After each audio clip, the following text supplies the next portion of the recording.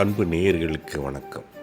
இன்று நாம் கருணையே உருவான அருள்மிகு திருவேற்காட்டில் அமைந்துள்ள தேவி கருமாரி அம்மனை பற்றி பார்க்கப் போகிறோம். கோயம்பேட்டில் இருந்து 10 கிலோமீட்டர் தொலைவில் பூந்தமல்லி அருகே அமைந்துள்ளது.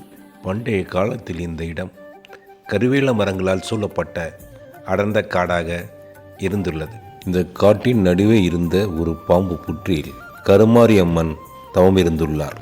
ஒரு நாள் அந்த வழியாக வந்த ஒரு மாடு மேய்க்கு சிறுவன் பாம்பு புற்றிலிருந்து ஒளி வருவதைக் கண்டு வியந்து பார்த்துள்ளான்.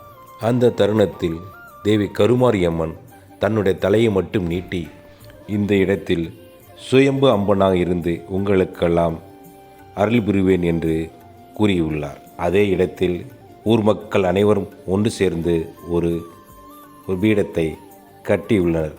அந்த இடம்தான் தற்பொழுதிருக்கும் தேவி கருமாரி அம்மனின் கருவறையாகும். திருமணத்தடை, சந்ததியின்மை, நோய் பிரச்சனை, எந்த பிரச்சனை வந்தாலும் தீர்க்கும் புண்ணிய தலமாக திருவேற்காடு திகழ்கிறது.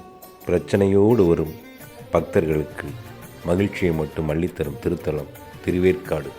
இந்த இடம் தானியங்களை காணிக்கையாக அளிக்கும் இடம்.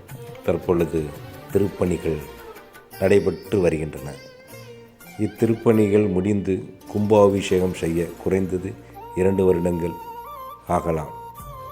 தற்பொழுது பக்கத்தில் உள்ள இடத்தில் தேவி கருமாரி அம்மன் வீற்றிருக்கிறார். இதுதான் தற்பொழுது அமைக்கப்பட்ட தேவி கருமாரி அம்மன் இருக்கும் இடம். அம்மனை ஒரு முறையாவது வந்து தரிசித்து உங்களுடைய அனைத்து பிரச்சனைகளையும் தீர்த்து செல்ல வேண்டும் என்று பக்தர்களாகிய உங்களை கேட்டுக்கொள்கிறேன். இது அம்மனுக்கு படையல் போட்ட சாதம். இதை அனைத்து பக்தர்களுக்கும் கொடுப்பதற்காக தயார்படுத்தி கொண்டிருக்கிறார்கள்.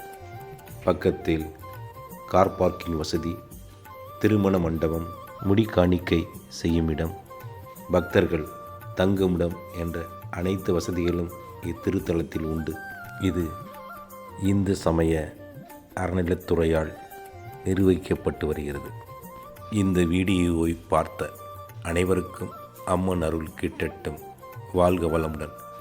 ஓம் சக்தி, ஓம் சக்தி, பராசக்தி.